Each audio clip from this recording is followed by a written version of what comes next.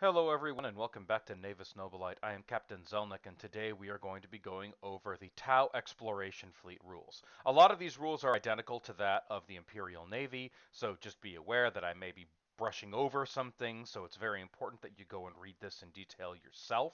Other things are very different, and I'll try to point them out. I will also be going over the Demiurg and Crew list as well. But again, read these yourself. Get as much information into your brain as you can.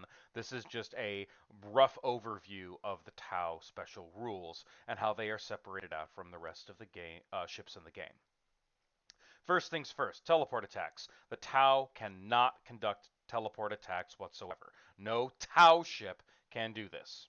All right. Boarding actions. All Tau vessels, except for the Korovesh, which are the Commerce Protection Fleet, so they are not really being applied here, have half the boarding strength that is of normal ship of the size.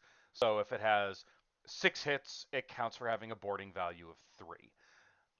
Only the Commerce Protection Fleets have Fire Warriors in them, so that's going to be gone over in the other Tau fleet when I go over those specific rules. Generally speaking, if it's in the exploration fleet, you're halving your boarding value.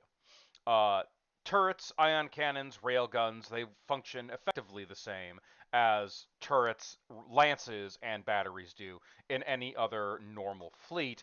If you have tracking systems from a messenger, that is changed. It's critical that you read the rules of the messenger and the tracking systems in order for you to understand how it modifies railguns and turrets.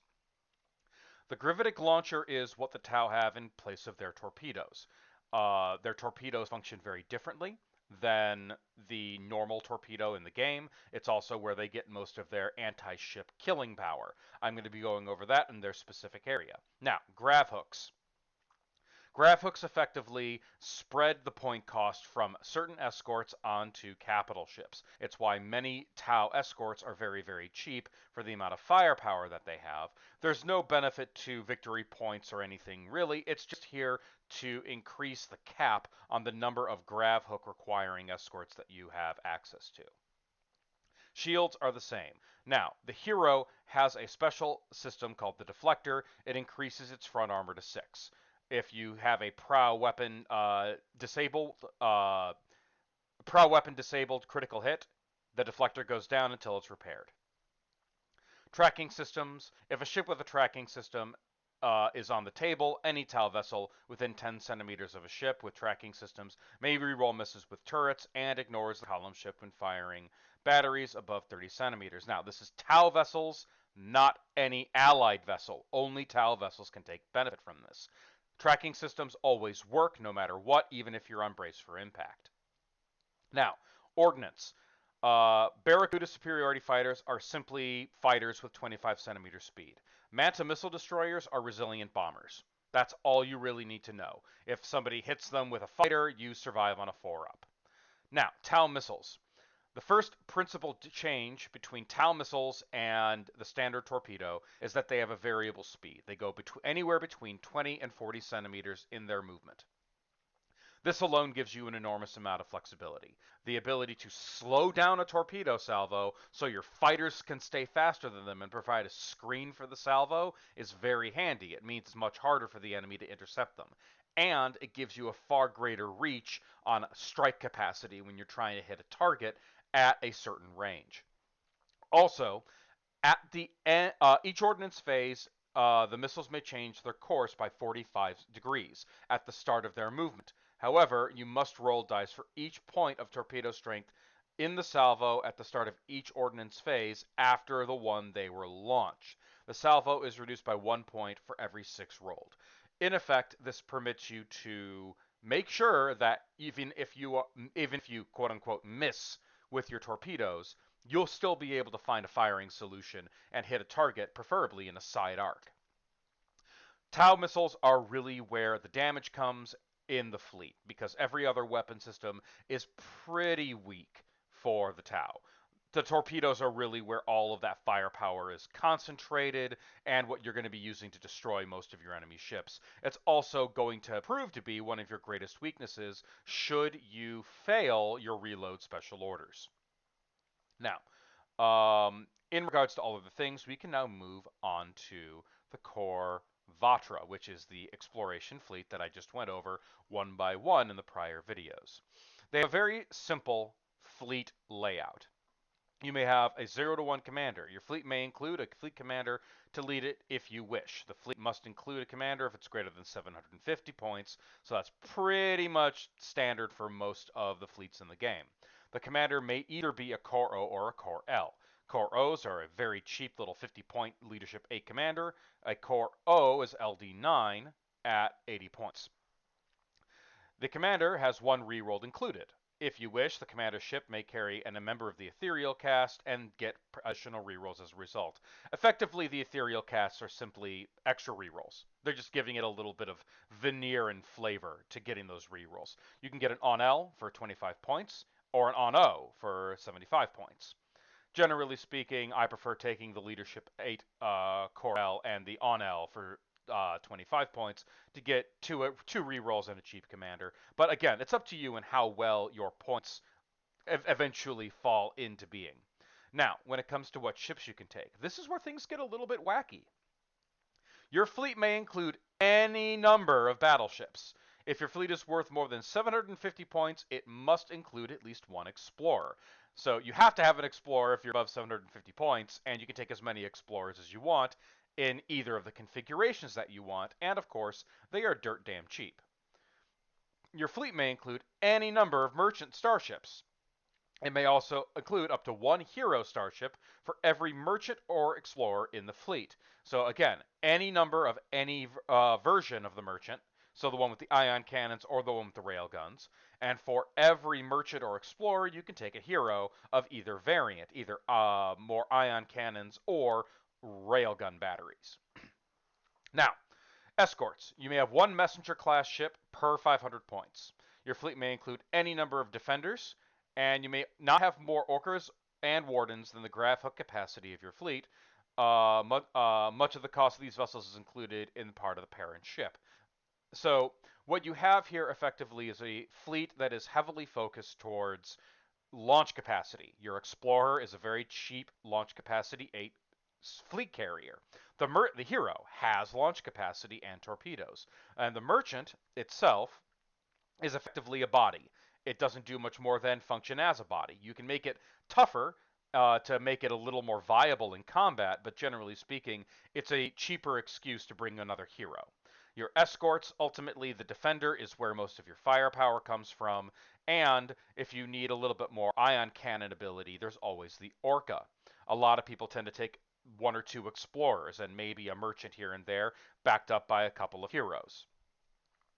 And then, of course, a whole mess of defenders or orcas. Now, there is, of course, the all-important element of the messenger. If you can take one, do take one. It makes all of your other vessels, especially the weapons battery loaded out hero, far more effective. And re-rolling your turrets is always a good thing.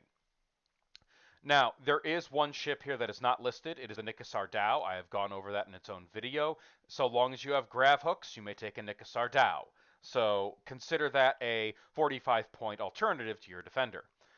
The Warden, this is a ship that is compatible with this fleet. However, it is part of the Commerce Protection Fleet, and I will go into that specifically when I go over that fleet in general. Now, moving all the way down to your allies. Now, as established, allies and subjects. The Demiurg. Now, Demiurg are allies of the Tau. They're where they got the ion cannons. These guys are going to basically become the new squats, in effect, as has been established by the fluff. So, what do we need to know about the Demiurg and how to take them? First things first, a rule on blast markers. Curious shielding arrangement of the Demiurg vessels dissipates the effects of ionized gases and repels larger objects in its path. As a result, any blast marker which a Demiurg vessel moves over is removed immediately. This includes any in-base contact with the vessel at the beginning of the turn. So when it's shot and it loses shields, it still generates blast markers. Just when it moves again, they go away. When this happens, ships in base contact with the Demiurg vessel and sharing blast markers with them lose these along with their effects as well. So it's always good to have somebody right next to them and have a Demiurg just kind of hoover them up. Blast markers have no effect on the movement of the Demiurg ship, nor do they face any other negative effects of moving through blast markers. Though any leadership checks they were required to make before movement are still affected by blast markers. Now, this also means they completely ignore gas clouds, though they don't have the benefit of hoovering any of the gas cloud up. Keep markers hoovered up like this one to the side so they can be used to fire a cutting beam from the prow in the shooting phase. Note blast markers moved over must be removed. The Demiurg player can't choose to remove some blockers or leave other in place. Not that you really would, because you want a more powerful cutting beam. Okay, Demiurg ships are totally unaffected by solar flares, gas and dust clouds, and radiation bursts. Do not place blast markers in contact with them for celestial phenomena of any kind, which is really handy. Deployment and scenarios. Aside from the Tau, who appear to have a strongest known connection with the Demiurg, a number of races have on occasion been reported to having made contact with these aliens. Any fleets except Orcs, Tyranids, and Necrons can use Demiurg Bastion class vessels. They are purchased as cruisers, but do not contribute to the number of ships required to gain access to battleships, grand cruisers, etc. Demiurg ships can never carry fleet commanders. Use fleet commander rerolls, or be placed in squadrons with non-Demiurg vessels. Tau fleets and other races whose fleet list specifically include the Demiurg ignore these restrictions and should instead select Demiurg vessels using the entries given in their fleet list.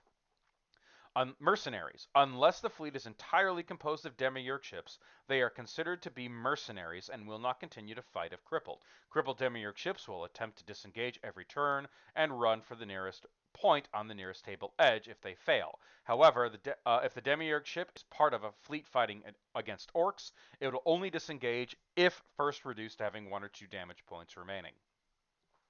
Demiurg weapons, the cutting beam. The cutting beam, in effect, what this is, it's a very short-range lance. Every time you hoover up a blast marker, it increases the strength of the weapon up to a maximum of 8. You always have an effective strength of 1 at the beginning of a round, unless you hoover things up.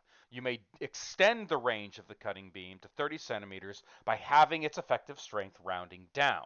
For example, a Demiurg Bastion that gathers up 4 blast markers along its course of it may immediately fire the weapon either as a strength 5 15 centimeter cutting beam or a strength 2 30 centimeter cutting beam, giving you a little bit of range flexibility.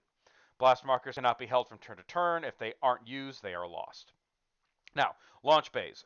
Some Demiurg launch bays have the option of firing torpedoes or launch or attack craft. If you're going to fire one, you cannot fire the other. Plain and simple. That only is present, by the way, on the Bastion. So, the actual fleet list. Demiurg have attack initiative rating of 2. Leadership. Vessels allied with the Demiurg rely on basic leadership applicable to their fleets. If they are they cannot use Demiurg rerolls, but if available, they may purchase special characters with any rerolls that come with to lead their ships. Affiliations of brotherhoods. In effect, they don't have fleet commanders.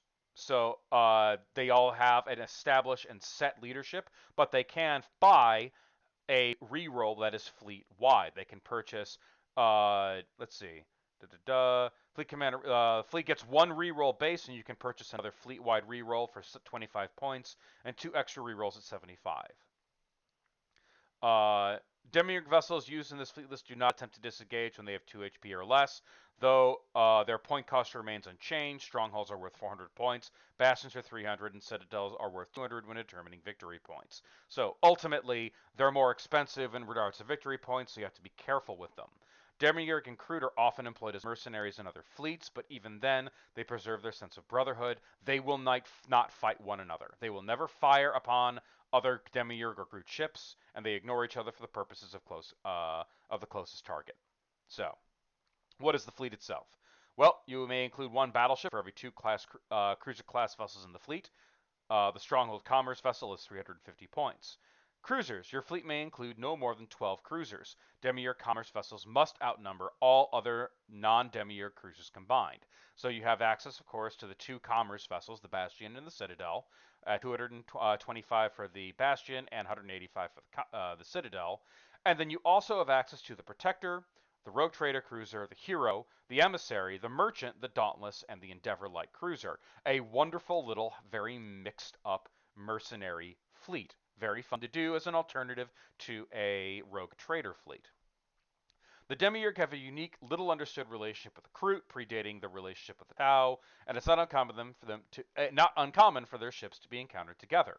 The fleet may have one Kroot war sphere in the fleet for every 750 points in the fleet or portion thereof. These do not count against the number of cruisers in the fleet. The Kroot war sphere is 145 points.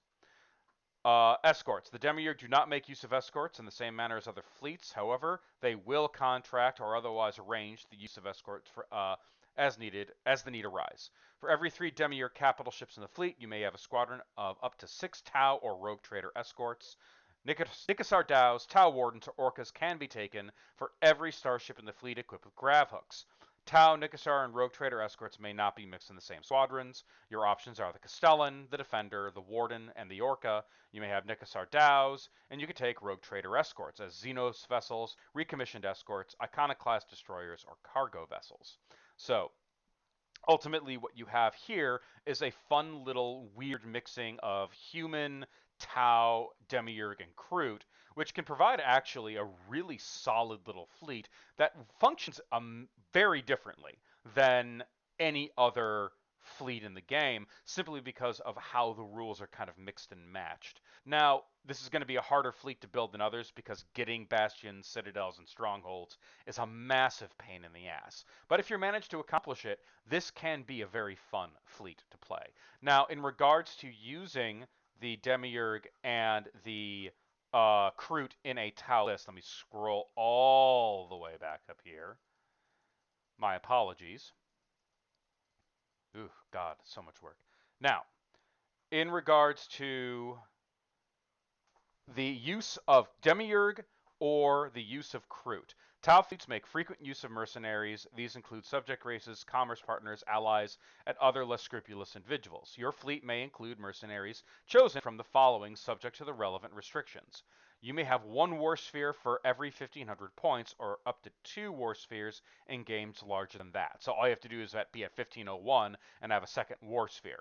They do not count against cruiser lists in the Corvator fleet. Plain and simple.